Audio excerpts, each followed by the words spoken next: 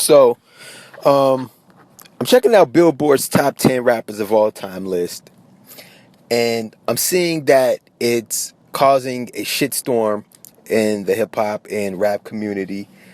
A lot of notable rappers have expressed their disdain and their anger towards this list. And I personally, honestly believe that I've seen lists before like this. I personally believe that they got it right. I'm not going to say they got it 100% right, but I think they've got it more right than most lists I've seen in the last 15 years. They really got it. I really respect this list. And the reason why I respect this list is because to me, it seems as if they took the term rapper literally, as opposed to the way that most of these lists and publications take the term rapper. Now, what I mean by that is they're actually talking about the greatest rappers, meaning rapping, actually rapping, the ability to rap. And when you look at it from that perspective, this list is actually spot on. When you think about it in terms of rapping. Now, a lot of people are mad because Tupac didn't make this list. But if you really truly know Tupac's actual art, his actual music, his actual lyricism, his actual skill level, then you will know that Tupac was a very mediocre rapper. And I'm not knocking Tupac because I like Tupac. You know what I mean? I probably know more Tupac music than your average person who thinks he a fucking Tupac fan. Like, I really know Tupac. I actually grew up on Tupac before it became cool to like Tupac. And I say that to say this. Tupac made some really popular songs. He made some really decent songs. And when I say songs, I mean like the actual song structure and, nice hooks. He made pretty good songs. But Tupac wasn't a very skilled rapper. He was a very mediocre rapper. He was his vocabulary was kind of like moderate, kind of simple. He didn't have much wordplay. He really never thought too much out of the box. He didn't really take many risks. He wasn't a very conceptual rapper. A lot of his concepts were average. He had some pretty standout concepts, a couple standout concepts. But like even the ones that stood out, they really weren't like new territory. So like I really put Tupac in he was kind of like a West Coast rapper, really, to me. He fit right into the West Coast scene. Even, he was from Oakland. He collaborated with a lot of West Coast rappers, especially in the Bay Area. So to me, he felt like a Bay Area rapper. And that's coming from the perspective of someone who watched his career from day one. To me, he was a Bay Area rapper that kind of, expanded and grew with the West Coast scene. You know what I mean? So, and the West Coast scene was a mainstream scene in itself. And, most of the rappers that came in that were a part of that scene were popular based on that scene because a lot of their songs were palatable for radio. And that goes from Snoop to MCA to DJ Quick. They're popular because the West Coast scene was popular from 92 to early 95. So Pac was kind of in that mixture. He was in that gumbo. He was in that sauce of that scene. So, he came up with that. And I think a lot of people get it confused. Tupac was never a lyricist. He never wanted to be a lyricist. He was more of a real rapper, a reality rapper. He was a gangster rapper, not even a revolutionary rapper like people try to put him in that category, but he really wasn't. Like, that category was for like more like Public Enemy, X-Clan, Lakim Shabazz, Brand Nubians, even J. Rue the Damager. You know what I mean? And later on, like Common or, but even earlier, people like YZ, KMD, they were more like, socially conscious rappers. Tupac sprinkled a little bit of social consciousness, but the meat of his music and his material was more so gangster rap.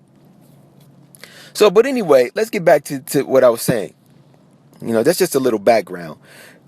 Tupac doesn't really belong on that list because he really wasn't a great rapper. He was a decent rapper who made some popular songs, and people liked him more so for his image, the fact that he was in movies, what he did outside of actually rapping. That's what he became popular for. And I think the newer generation has it confused because the newer generation, they don't really do any research.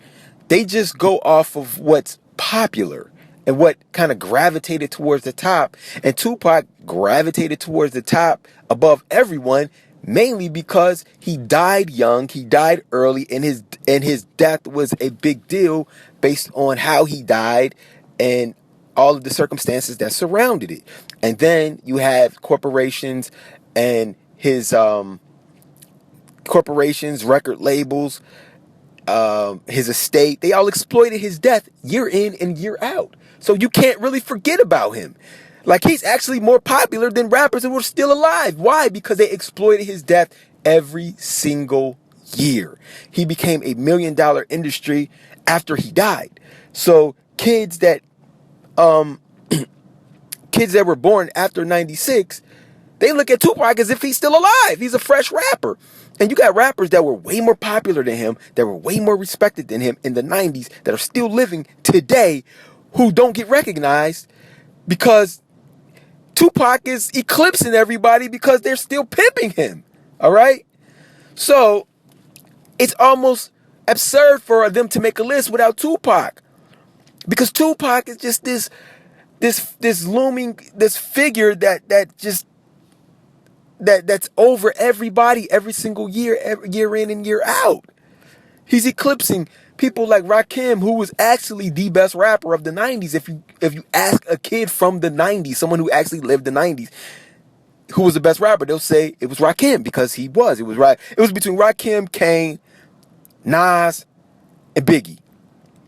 And then later on, towards the end, Jay.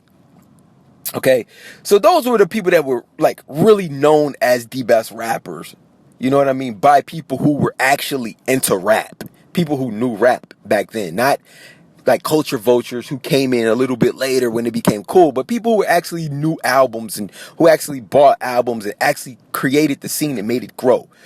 Like the real people who considered themselves hip hop heads. They will tell you those 5 people, you know what I mean. They'll say it was Nas, Biggie, Jay, Rakim, and Kane, and maybe even Kool G Rap. And then it kind of just, went down from there. But like, Tupac was never considered one of those guys. He was never put in that batch. He wasn't put in that top 10 batch until the 2000s, when there were people who didn't really grow up on hip hop. When they wanted to put their 2 cents in, that's when they started, throwing in Tupac, because they were uneducated. They were like uneducated fans. But at any rate, Tupac, and I know Tupac. I like Tupac. Like, I know his music in and out. You know what I mean? I know his music in and out, But at any rate, Tupac doesn't belong on that list. I would say they got that top 5 pretty accurate. The Biggie, Jay-Z, Eminem, Rakim, Nas. Like, I really cannot be mad at that top 5. The 6, 7, 8, 9, and 10, yeah. Because that's very interchangeable. You can actually throw anyone in there. At that point, you're just going off of your personal tastes. I am glad to see that Ghostface is in there, because I believe he deserves his just due. And Lauryn Hill, that I'm not mad at that. Kendrick and Lil Wayne. I mean, like I said, at that point, it's just like personal tastes. I mean, but the top 5, they got it pretty accurate. And no, Tupac does not belong in that top 5. I wouldn't even say he belongs in the bottom 5. Like, he doesn't belong in the 5 through 10.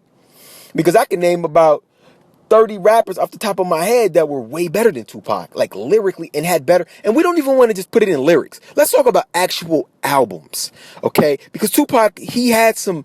Let's go blow for blow. Tupac's first album was mediocre, very mediocre. It had some standout cuts, but Brenda's Got a Baby was just like, it was okay. That and that. What else was on that album? I mean, it was an okay album. Strictly for My Niggas was a little bit better. I think I like to represent in '93. Then you had Keep Your Head Up. Um, what else was on that album? I Get Around. Those are like the standout. Those are the actual singles. It was an okay album. It was just an okay album. It really wasn't all of that great. Like Tupac, to me, has never really made a masterpiece album. Then you had Me Against the World. No, then we had Thug Life. I think Thug Life was when Tupac was actually starting to grow and become a better artist.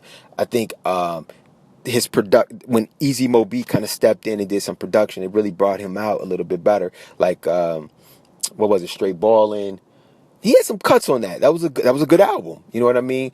But it was decent. Like it was like 40% good song, 60% just filler.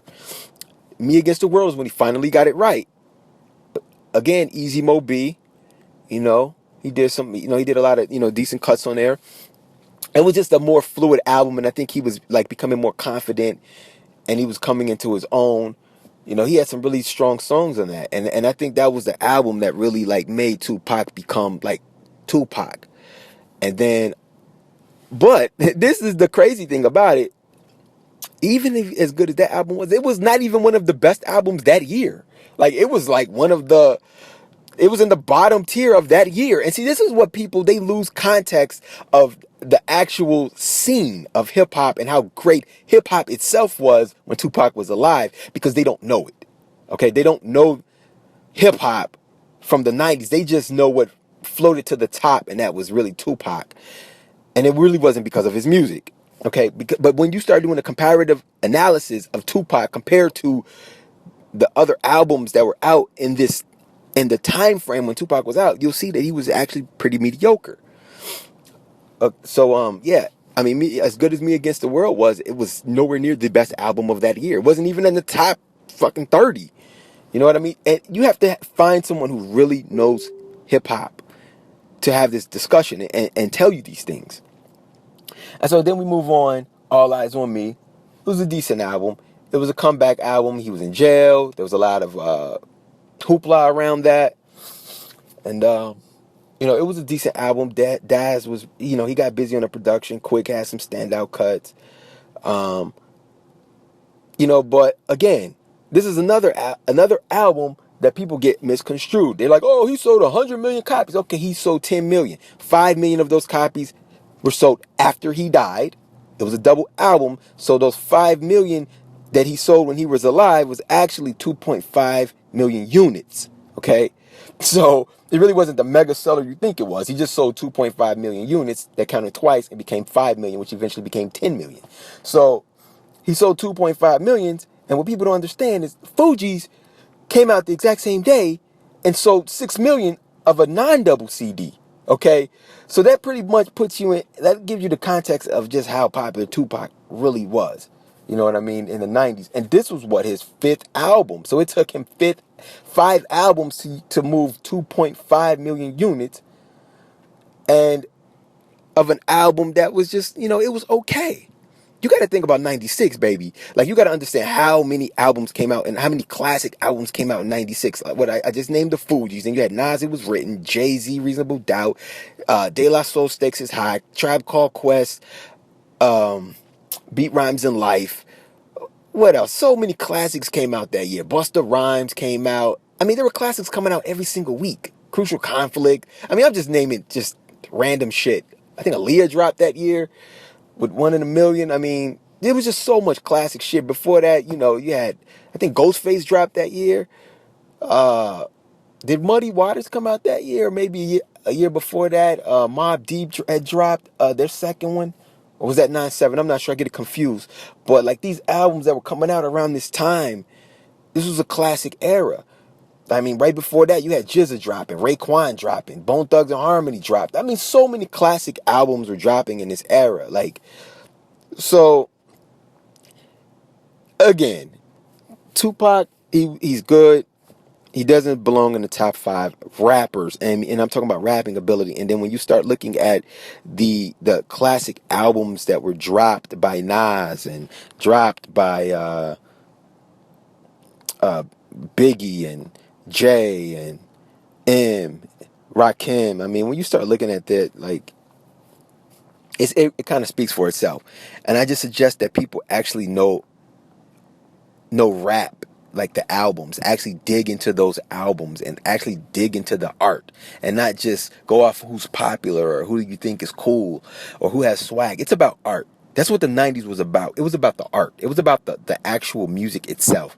It wasn't about who was real, who was cool, or who you liked and who you thought, who you wanted to be like. It was about the actual art. Who had the albums, who had those cuts, you know, who was moving the culture forward. All right, man, I'm signing off.